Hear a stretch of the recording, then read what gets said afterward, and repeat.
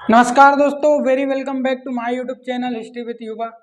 दोस्तों, इससे पहले वाली दो वीडियोस में हम हिस्ट्री की शुरुआत कर चुके हैं। अगर आपने उन दो वीडियोस को नहीं देखा है तो जाकर जरूर देखें, तभी आपको आज की आगे की कहानी समझ आ पाएगी। दोस्तों, इससे पहले वाली वीडियोस में हमने विश्व की उत्पत्ति, जॉर्ज लामेंटेयर का सिद्धांत, महाद्वीपीय विस्थापन सिद्धांत की भारत का दक्षिणी हिस्सा किस प्रकार भारत में आकर कनेक्ट हुआ, और ओपेरिन का जीव उत्पत्ति का सिद्धांत पढ़ा था कि महासागर में किस प्रकार जीव की उत्पत्ति हुई। दोस्तों, उस टॉपिक को हमने पीछे छोड़ा है और हम शुरुआत कर रहे हैं आज भारतीय इतिहास के एक महान टॉपिक, भारतीय इतिहास के CSC एग्जाम से संबंधित एक महत्वपूर्ण टॉपिक जिसका नाम है हड़प्पा सभ्यता। दोस्तों, इस वीडियो में हम हड़प्पा सभ्यता को एक कहानी की तरह समझेंगे और इसके बाद आने वाली वीडियोस में हम इसके सारे जितने भी इसके विषय हैं उनको एक एक वीडियोस में बहुत डिटेल में डिस्कस करेंगे। तो दोस्तों, चलिए शुरू करते हैं। हड़प्पा सभ्यता। हड़प्पा। दोस्तों, आपने वीडियो के थंब पे देखा होगा कि मैंने उस पर लिखा है कि आप इसे जान लीजिए, आपका सारा अंधविश्वास दूर हो जाएगा। दोस्तों, भारत का जो गौरवशाली इतिहास है, उस गौरवशाली इतिहास का एक भाग हड़प्पा सभ्यता भी है। और दोस्तों, इसकी जानकारी ना होने के कारण भारत के कई नागरिकों को, भारतीयों को अंधविश्वास में लोग बांध लेते हैं, क्योंकि उन्हें इस चीज़ का नॉलेज नहीं है कि हमारी संस्कृति ऐसी हुआ करती थी, ना कि आज जिस प्रकार से भारत में जो दुकानें खुली हुई हैं अंधविश्वास की, उस प्रकार की हमारी संस्कृति नहीं हुआ करती थी। और यही नॉलेज और यही शिक्षा के अभाव के कारण हमारे देश में आज अंधविश्वास इतना ज़्यादा बढ़ चुका है कि छोड़ो। तो दोस्तों, चलिए शुरू करते हैं हड़प्पा सभ्यता। दोस्तों, हड़प्पा सभ्यता का काल, कि कब ये सभ्यता जन्मी, कितने समय पहले की ये बात है, तो हमारे भारत में डेटा का बड़ा अभाव है। कई बुक्स में आप, कई इतिहासकारों को आप पढ़ेंगे तो किसी ने इसे बताया है कि ये ईसा से 2500 पूर्व की बात है, किसी ने 2350 साल पहले की बात बताई है ईसा से, और NCERT के आंकड़ों ने इसे 2677 की घटना बताई है। तो दोस्तों, NCERT आंकड़ों को या इतिहासकार के आंकड़ों को आपको किसे सही मानना है, ये आप पे मैं छोड़ता हूँ। वैसे हम NCERT के आंकड़ों को माने, क्योंकि NCERT शिक्षा की सर्वोच्च संस्था है।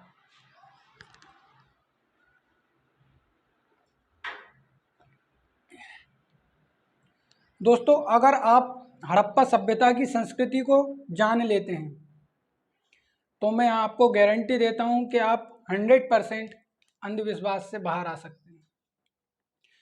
हमें जो इतिहास पढ़ाया जाता है बहुत पक्षपाती इतिहास होता है, वो जो रियलिटी होती है उसे बताया नहीं जाता,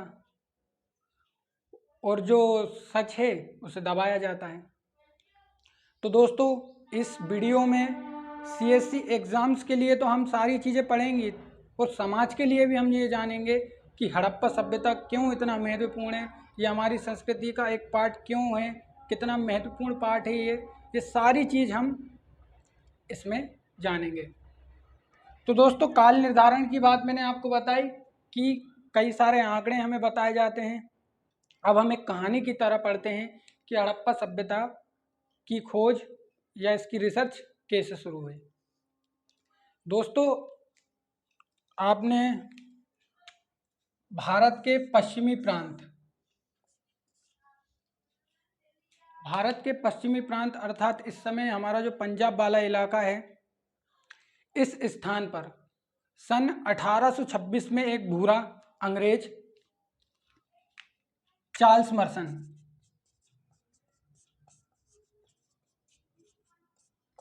दोस्तों पता नहीं क्यों हमारे देश में अंग्रेजों को इतनी इज्जत से बुलाया जाता है, लाड लाड कहकर। ऐसा क्या किया है उन्होंने?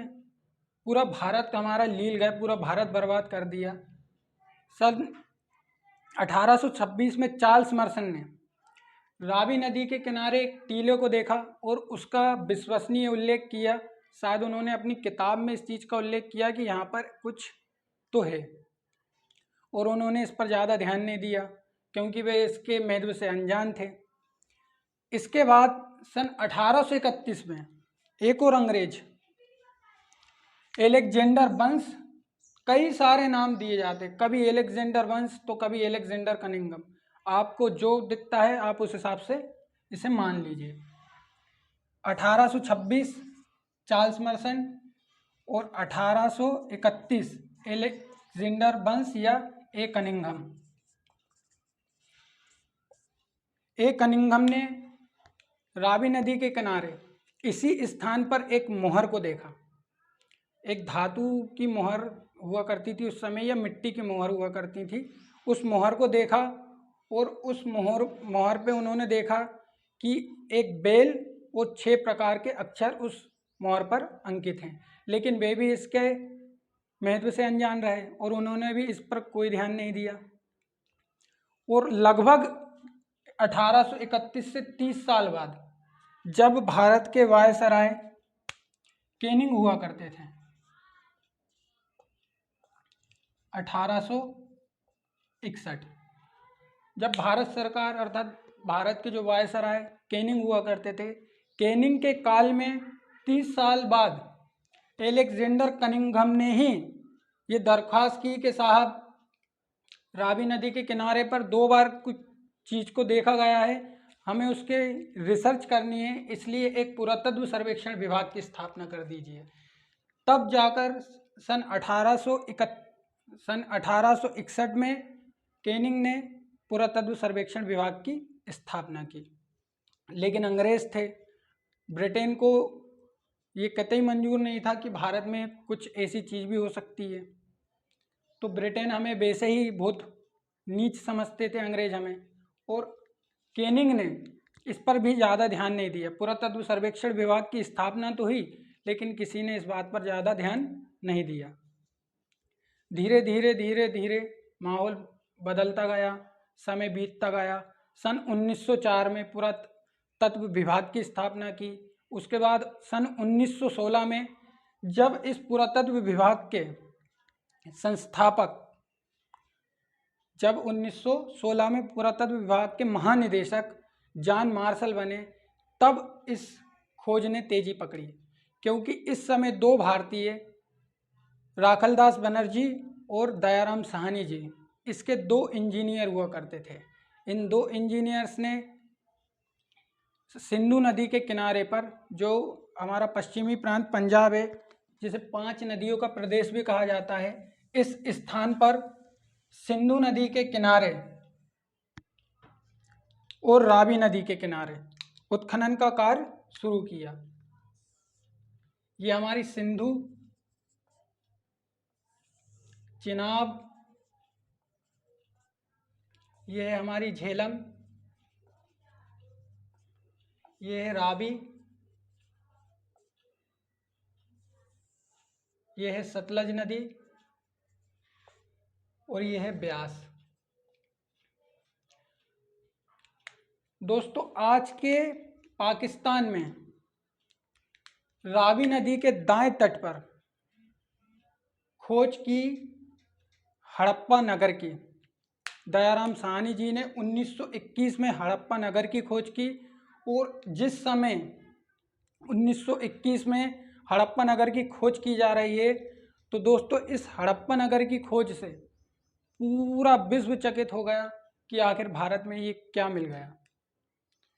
कई देश जो भारतीयों को और भारत देश को नीच मानते थे, उन्होंने जब इस महानगर के विकास को देखा, इसके डेवलपमेंट को देखा, तो वे भी दंग रह गए और सोचने लगे कि आखिर भारत में ये क्या है, ये क्या चीज़ मिल गई।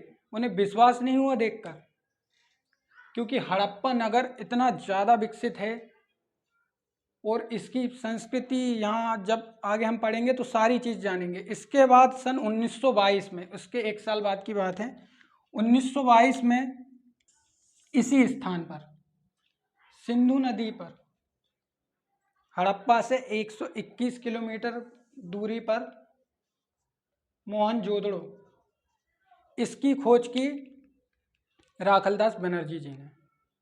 और जब इन दो महानगरों की खोज हुई तो एक बहुत सुप्रसिद्ध वाक्य उस समय प्रचलन में आया कि भारत विश्व के बच्चों के सामने, क्योंकि इराक जिसे मेसोपोटामिया उस समय कहा जाता था, और चीन की सभ्यता, यूनान की सभ्यता, मिस्र की सभ्यताओं की जो खोज हुई थी, तो ये कहा गया कि इन बच्चों के सामने भारत एक सयाने की तरह उभरा।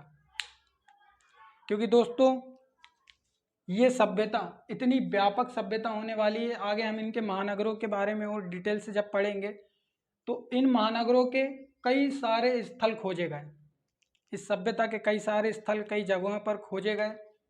इसलिए ये वाक्य प्रसिद्ध हुआ कि भारत इन बच्चों के सामने एक सयाने की तरह उभरा है। दोस्तों सन 1927 R.L. स्टाइन ने सूतकांगेडोर की खोज की। सूतकांगेडोर इस सभ्यता का सबसे पश्चिमी हिस्सा हुआ करता है। मांडा, जम्मू कश्मीर, मांडा इस सभ्यता का सबसे उत्तरी हिस्सा हुआ करता है। दक्षिण में चलें तो दक्षिण में दायमाबाद,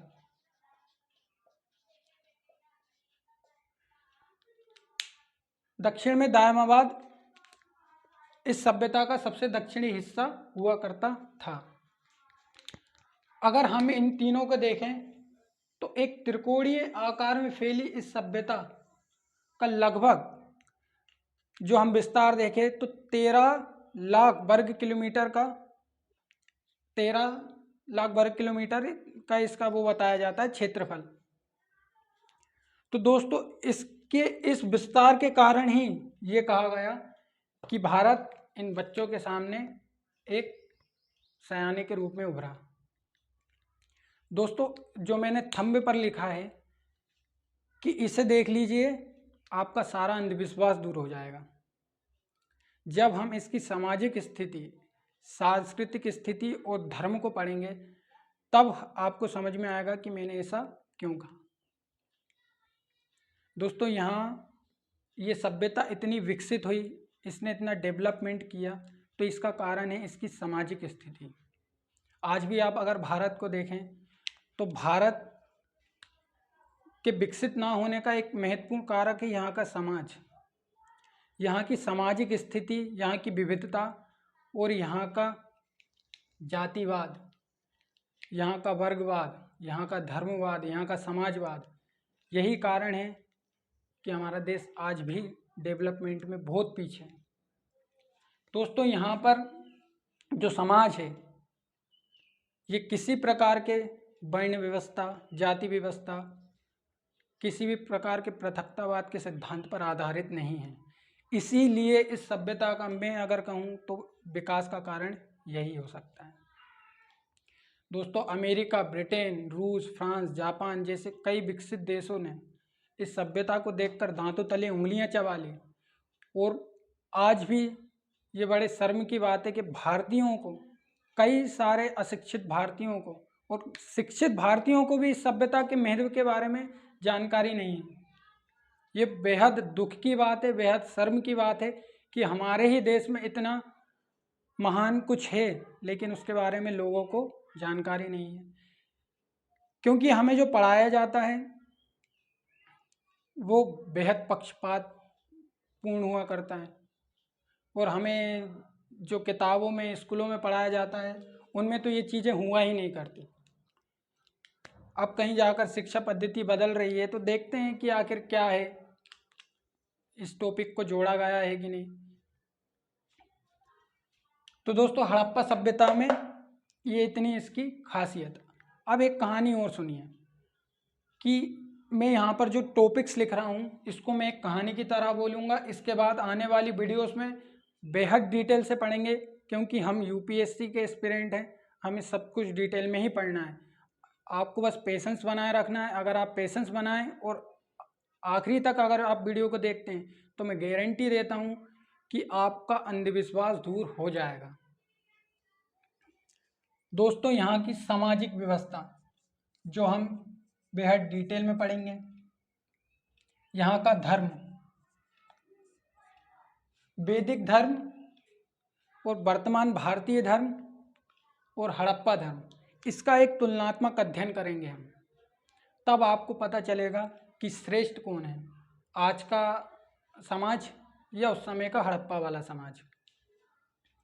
इनका व्यापार, इनका नगर नियोजन,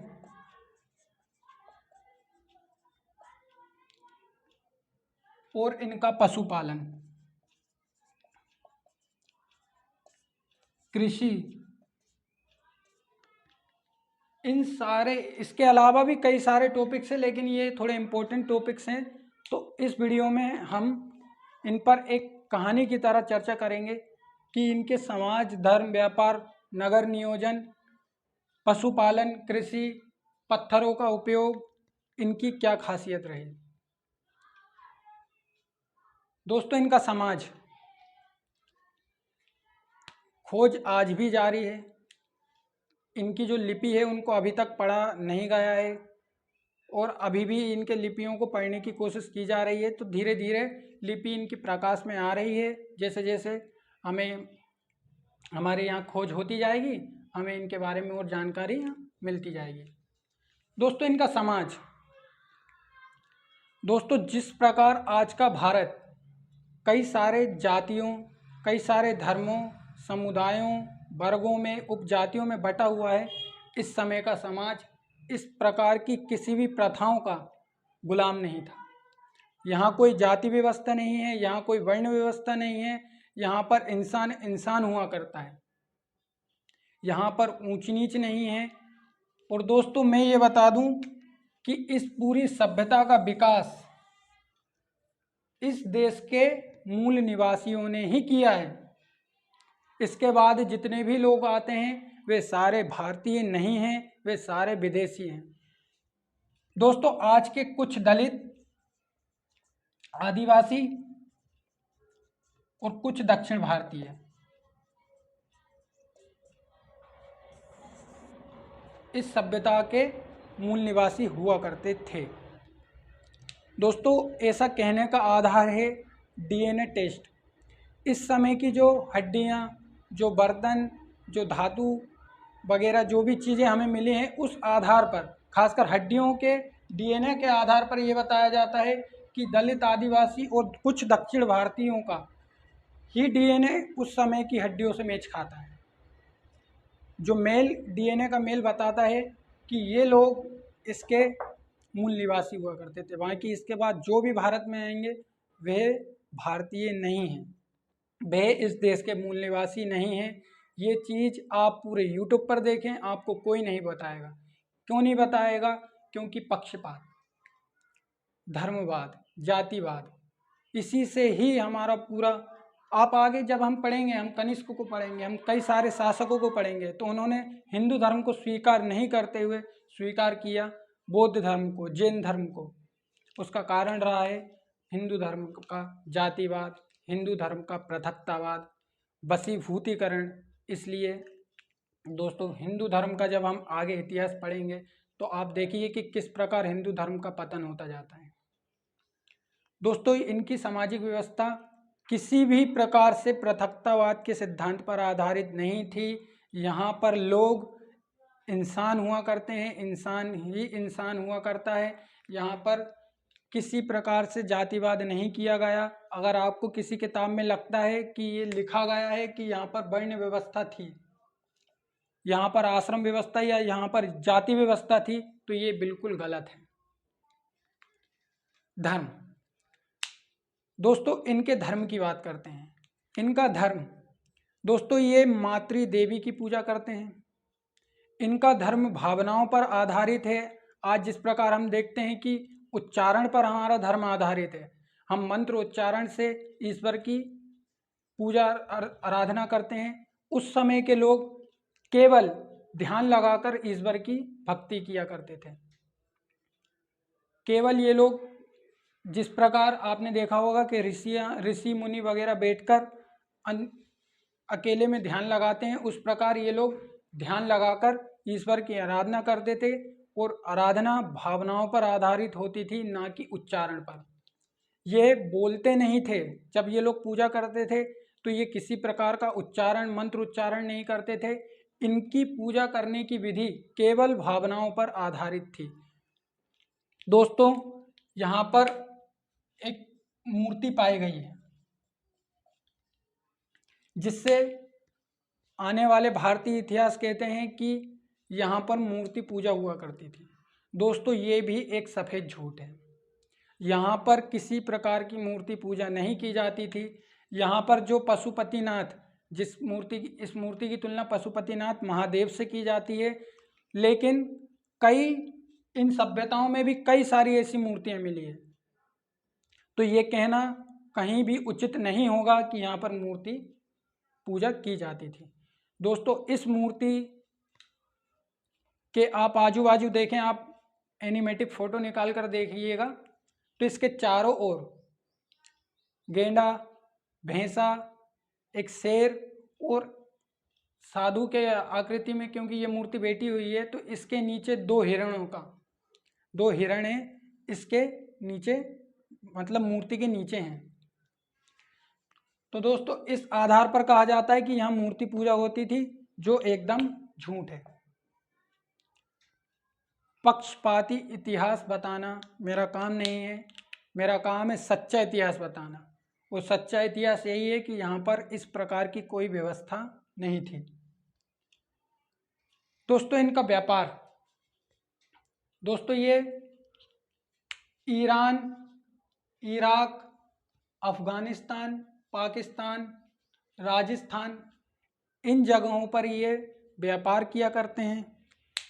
इसका प्रमाण मिलता है मोहरों से, क्योंकि यहाँ पर जो मोहरें थी, हड़प्पा कालीन जो मोहरें थी, ये मोहरें हमें मिली है कहाँ पर? इराक में, मेसोपोटामिया में। और मेसोपोटामिया की जो मोहरें हैं वो मिली है हमें हड़प्पा सभ्यता के इन स्थलों पर, जिससे ये पता चलता है कि ये लोग उस समय मेसोपोटामिया और यूनान, मिस्र वगैरह से व्यापार किया करते थे।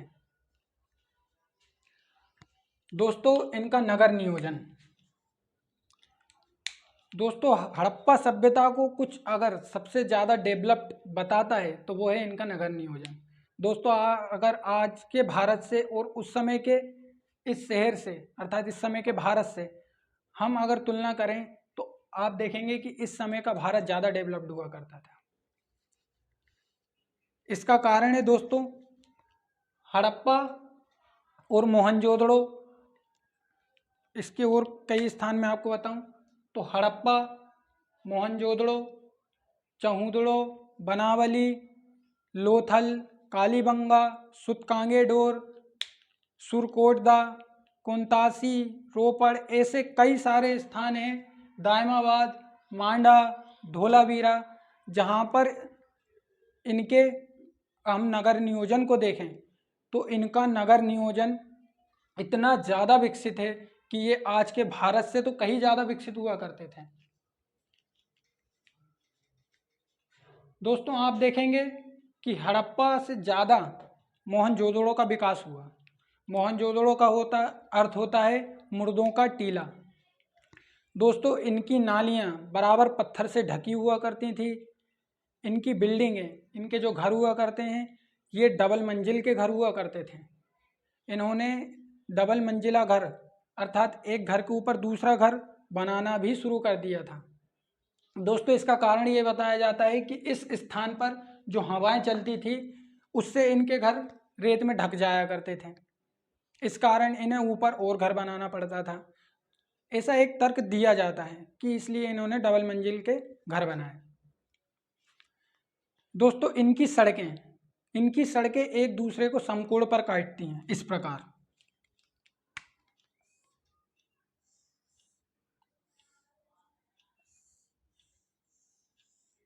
दोस्तों, इनकी जो सड़कें हैं एक दूसरे को समकोण पर काटती है, जिससे ये पता चलता है कि इन्हें त्रिकोणमिति का ज्ञान भी था। इसके अलावा दोस्तों, ये मूर्ति बनाते हैं। कई सारी मूर्तियाँ मिली हैं, नर्तकी की मूर्तियाँ मिली है, कई सारे पहिए मिले हैं। और पहिए आज के आप जो पहिए देखते हैं, जिस प्रकार हम टायर को अगर रबर को ऊपर से निकाल दें तो जो रिंग बसती है, उस प्रकार के ये पहियों का उपयोग किया करते थे। दोस्तों इनका पशुपालन, ये भेड़, बकरी, सूअर, खरगोश ऐसे जानवरों को पाला करते हैं। और इससे पहले ताम्रपाषाण कालीन जो संस्कृति थी, जिसे हम आने वाले समय में पढ़ेंगे, उस समय जो ये लोग पशुपालन करते थे, उस समय के पशुपालन को सिर्फ ये खाने के लिए उपयोग करते थे। लेकिन इस समय ये पशुपालन का उपयोग कृषि के लिए भी कर रहे हैं, क्योंकि कालीबंगा, लोथल और कई सारे स्थलों पर हल के साक्ष्य, जुते हुए खेतों का साक्ष्य मिला है, जिसके आधार पर ये बताया जाता है कि इन्हें पशुपालन का उपयोग कृषि में करना आता था।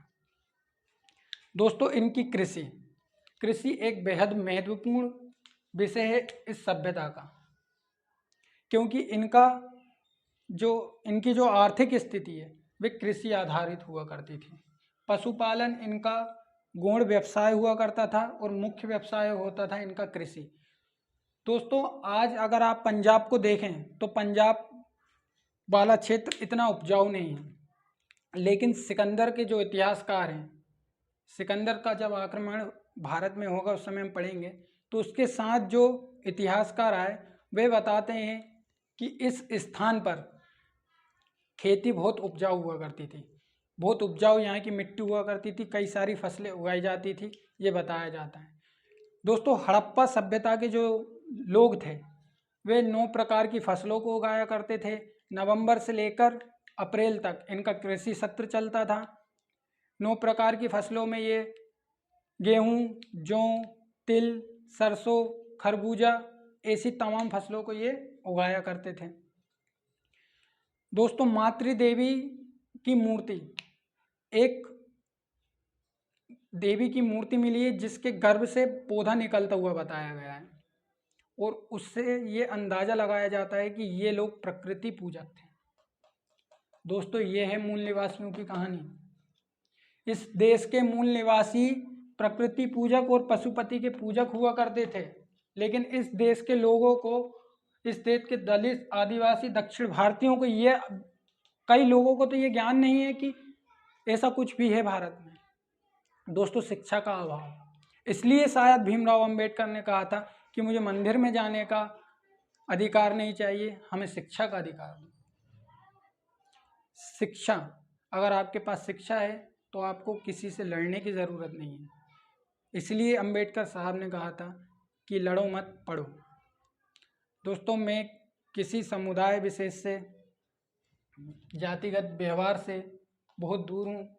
आप ये ना सोचें कि मैं पक्षपात कर रहा हूँ, यहाँ इन लोगों को महान बताने की कोशिश कर रहा हूँ।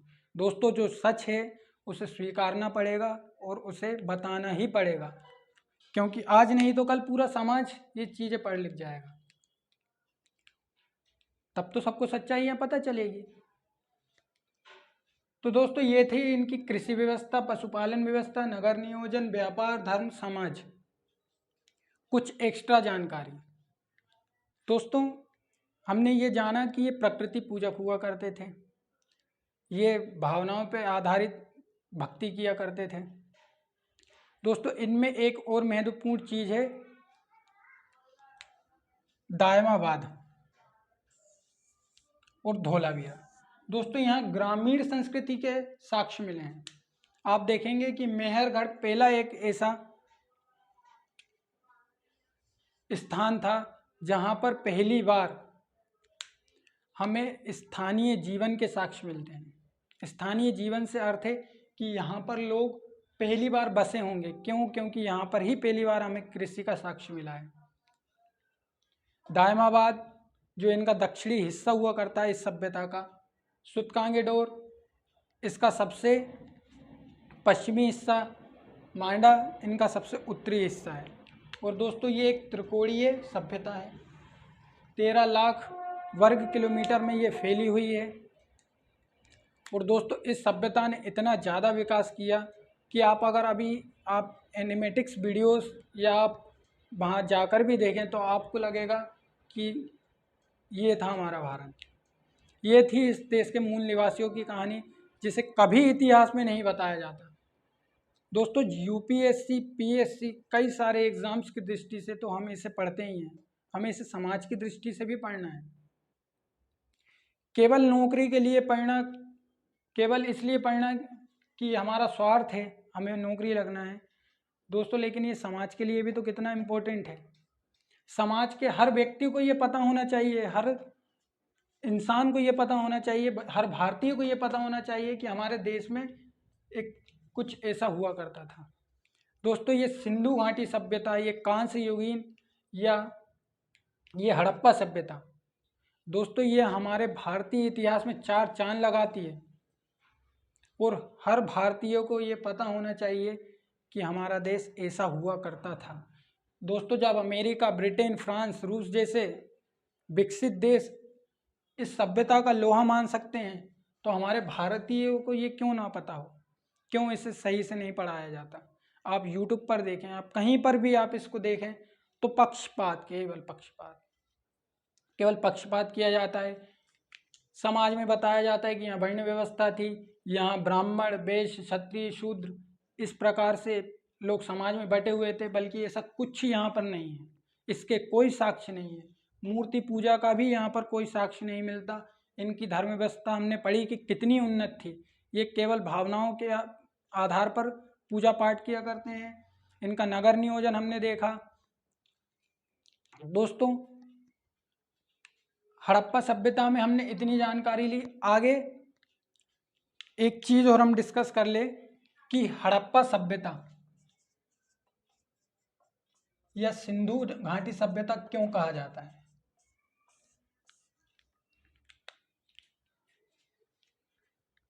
कोई एक नाम क्यों नहीं, हड़प्पा या सिंधु, कोई एक नाम भी हो सकता है, लेकिन इसके दो दो नाम रखने का कारण क्या है। दोस्तों, जिस समय सिंधु नदी के किनारे पर मोहनजोदड़ो की खोज हुई, हड़प्पा तो हमें रावी नदी के किनारे पर मिला था। हड़प्पा के बाद मोहनजोदड़ो की खोज जब 1922 में राखलदास बनर्जी जी ने की, तो इसके बाद कई सारे स्थलों की खोज होती गई। आप देखेंगे कि कोट दीजी की खोज मध्य सिंधु नदी, इसकी खोज F.A. खान, जो एक पाकिस्तानी इतिहासकार हैं, उन्होंने इसकी खोज की। इसके बाद कई सारे स्थल मिले जो सिंधु नदी के ही आसपास हुआ करते थे। तो ऐसा लगा कि ये जो सभ्यता है ये सिंधु नदी के किनारे ही जन्मी है, और इसलिए ही इसे सिंधु घाटी की सभ्यता कहा गया। लेकिन बाद में कई सारे स्थलों की खोज होती गई। आप देखें कि दक्षिण भारत में, उत्तर भारत के कई स्थानों पर, पाकिस्तान, अफगानिस्तान और कई सारे स्थानों पर इस सभ्यता के स्थल पाए गए, जिसके आधार पर एक भौगोलिक शब्दावली सिंधु घाटी सभ्यता को हटाकर इसका नाम हड़प्पा सभ्यता रखा गया। हड़प्पा सभ्यता इसलिए रखा गया क्योंकि 1921 में सबसे पहले इस महानगर की खोज की गई थी। दोस्तों, आने वाली वीडियोस में हम हड़प्पा सभ्यता के सामाजिक व्यवस्था को, धर्म व्यवस्था, व्यापार, नगर नियोजन, पशुपालन, कृषि, इन सभी टॉपिक्स को एक एक करके या एक या दो टॉपिक्स को एक वीडियो में कवर करेंगे और बेहद डिटेल से पढ़ेंगे, क्योंकि हमें समाज तो देखना ही है, साथ ही साथ हमें CSC एग्ज़ाम्स की भी तैयारी करनी है। उस CSC एग्ज़ाम्स में समाज, धर्म, व्यापार, नगर नियोजन, पशुपालन। दोस्तों, एक सवाल आया था UPSC में, मेंस का ये सवाल है कि वैदिक सभ्यता और हड़प्पा सभ्यता में क्या अंतर है। दोस्तों, थोड़ा सा हम वैदिक सभ्यता और हड़प्पा सभ्यता के बीच एक अंतर देखते हैं कि आखिर हड़प्पा सभ्यता और वैदिक सभ्यता दोनों एक दूसरे से किस प्रकार भिन्न हुआ करती थी।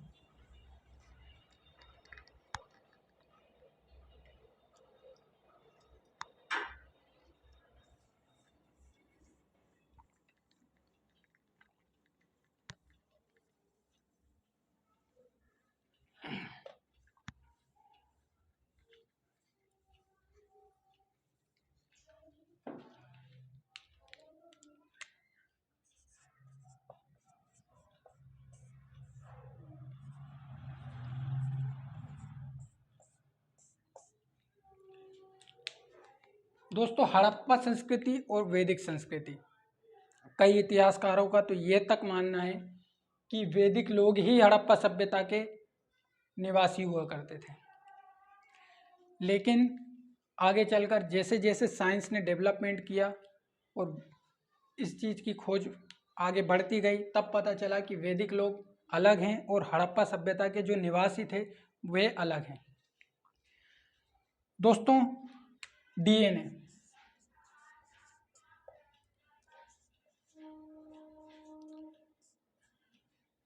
मैंने इसके बारे में ज़्यादा विस्तृत पढ़ा नहीं है, लेकिन एक न्यूज़ चैनल पर देखा था कि डीएनए के आधार पर यह पता लगाया गया है कि वैदिक सभ्यता और हड़प्पा सभ्यता अलग है।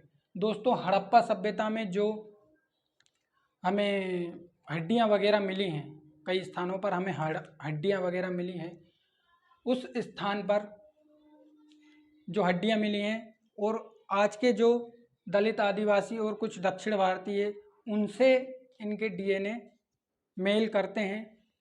लेकिन वैदिक लोग जो आज के कहें तो ब्राह्मण समाज और कई सारे ऐसे समाज राजपूत वगैरह, इनसे इनका डीएनए मैच नहीं करता। इस आधार पर यह माना जाता है कि हड़प्पा सभ्यता और वैदिक सभ्यता दोनों अलग अलग थी।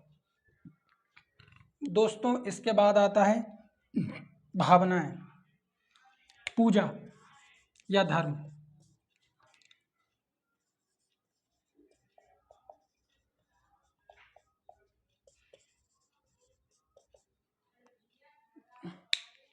दोस्तों वैदिक लोगों की एक महत्वपूर्ण किताब जिसे वैदिक ग्रंथ कहा जाता है ऋग्वेद,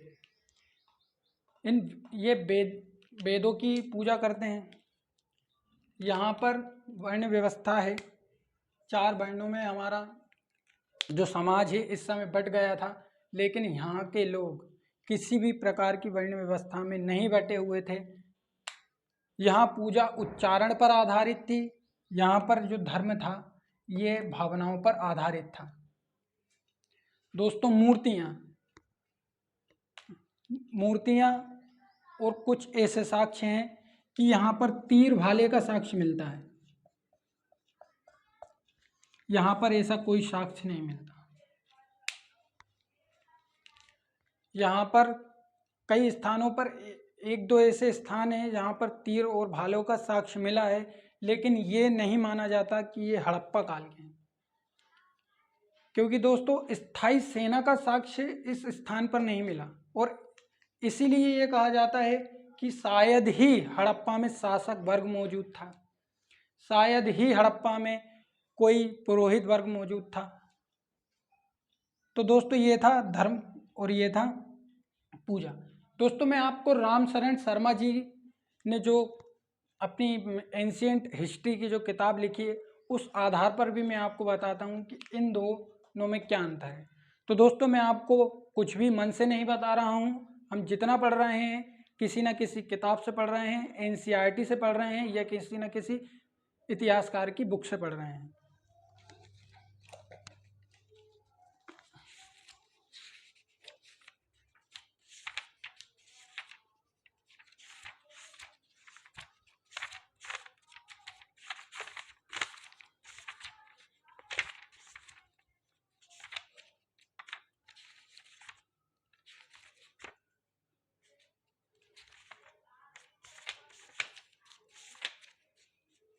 दोस्तों रामशरण शर्मा जी ने अपनी बुक एंशिएंट हिस्ट्री में पेज नंबर 87 में ये लिखा है कि क्या हड़प्पा संस्कृति वैदिक थी।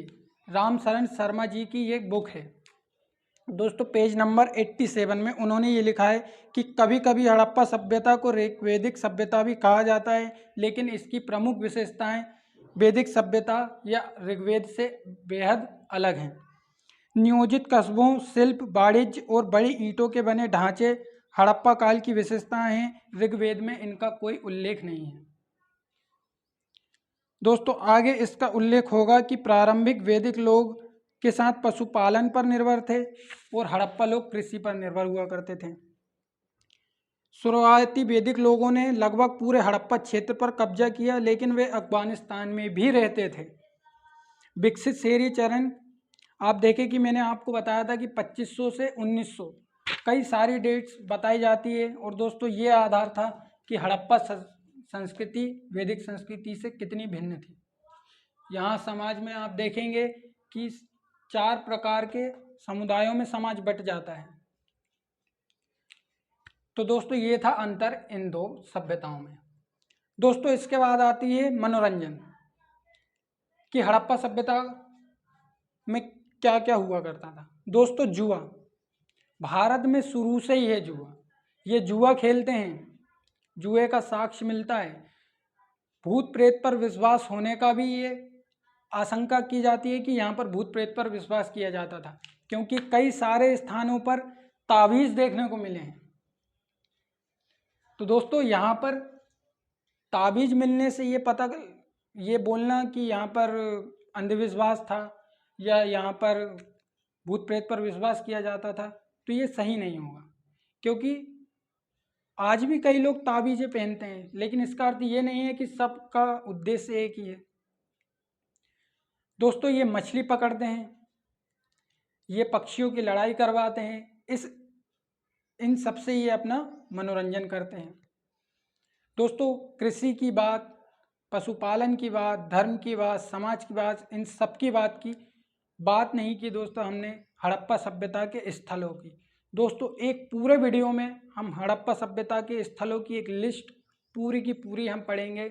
यहाँ पर हमने अभी पढ़ा है कि 1921 हड़प्पा, 1922 मोहनजोदड़ो, ये मोहनजोदड़ो सिंधु नदी पर है, हड़प्पा रावी नदी पर है। इस समय ये पाकिस्तान में है, ये भी हमारा पाकिस्तान में चला गया है विभाजन के बाद।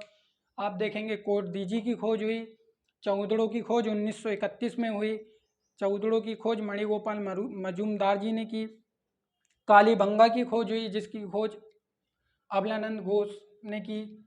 और दोस्तों लोथल रंगनाथ राव ने इसकी खोज की। और बनावली रविंद्रनाथ बिष्ट ने बनावली की खोज की थी, जो आज के हरियाणा में है। लोथल गुजरात में है। इन सबको हम मैप पर पढ़ेंगे। दोस्तों यहाँ पर हम एक इंडिया का मैप बनाएंगे और इन सारी जो जगह हैं, सारे जो स्थल है, इन पूरे स्थलों को बेहद डिटेल में पढ़ेंगे। आज केवल एक कहानी हमने पढ़ी है कि हड़प्पा सभ्यता में क्या क्या हुआ करता था।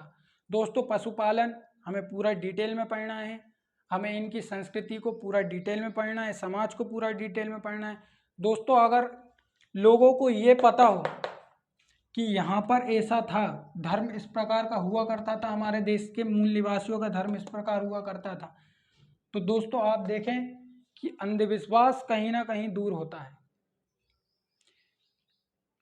यहाँ पर जो दिखता था उसकी पूजा की जाती थी। यहाँ सूर्य की पूजा की जाती थी, यहाँ चंद्रमा की पूजा की जाती थी, यहाँ पर मातृ देवी की पूजा की जाती थी। अर्थात जो दिखता है केवल उसकी पूजा ये लोग करते हैं। ये आज के जो हम कर्मकांड देखते हैं, ये कर्मकांड से बेहद दूर हैं। यहाँ पर किसी प्रकार का कर्मकांड नहीं देखने को मिलता। यहाँ किसी प्रकार की दुकानें, जो आज आप देखते हैं, आप भारत में कितनी दुकानें खुली हुई हैं धर्म के नाम पर, उस प्रकार का यहाँ पर कुछ भी नहीं है। दोस्तों ये हैं भारत के मूल निवासी, ये है भारत देश के मूल निवासियों की कहानी। तो दोस्तों हम बिल्कुल भी पक्षपातपूर्ण इतिहास नहीं पढ़ेंगे, हम पढ़ेंगे 100% किताब से इतिहास, NCERT से इतिहास, और कई सारे हिस्टोरियंस की बुक हम पढ़ेंगे, ताकि आपको भी ये पता चल सके कि हमारा समाज जिस प्रकार आज का है ऐसा उस समय नहीं हुआ करता था। हमारा समाज दोस्तों सबसे महत्वपूर्ण है, हमारा समाज, हमारा समुदाय। हमारे समाज और समुदाय से ही हमारे देश का विकास हो सकता है। तो दोस्तों अगली वीडियो में हम हड़प्पा सभ्यता के सारे स्थलों को पढ़ेंगे एक एक करके, किस प्रकार इनकी खोजें हुई, पूरा डिटेल में पढ़ेंगे कि किस स्थान पर हमें क्या मिला है। हड़प्पा नगर में क्या हमें देखने को मिला है, मोहनजोदड़ो में हमें क्या देखने को मिला है, हमें चौदड़ों में क्या देखने को मिला है। जितने भी स्थल हैं, जो 6 महानगर बताए जाते हैं, उन 6 महानगरों को तो हमें डिटेल में पढ़ना ही, साथ ही साथ हमें कई सारे जो स्थल हैं उन्हें भी डिटेल में पढ़ना है। तो दोस्तों आने वाली वीडियोस में आप बने रहिए, बहुत मज़ा आएगा आपको इतिहास पढ़ने में, क्योंकि हमें बिल्कुल भी पक्षपातपूर्ण इतिहास नहीं पढ़ना है। जो रियल है, जो यूपीएससी के हिसाब से है, जो एनसीईआरटीज़ के और इतिहासकारों के हिसाब से है, हमें वही इतिहास पढ़ना है। तो दोस्तों मिलते हैं अगली वीडियो में। आप पिछली वीडियो को ज़रूर देखें। और दोस्तों आने वाली वीडियोस में जब हम इनकी समाज और संस्कृति को और डिटेल में पढ़ेंगे तो मैं आपको गारंटी देता हूं कि आपका सारा अंधविश्वास दूर हो जाएगा जो आज भारत में फैला हुआ है। तो दोस्तों शिक्षा की कमी से ही ये सारी चीज़ें उत्पन्न होती है। तो दोस्तों मिलते हैं अगली वीडियो में। Thank you.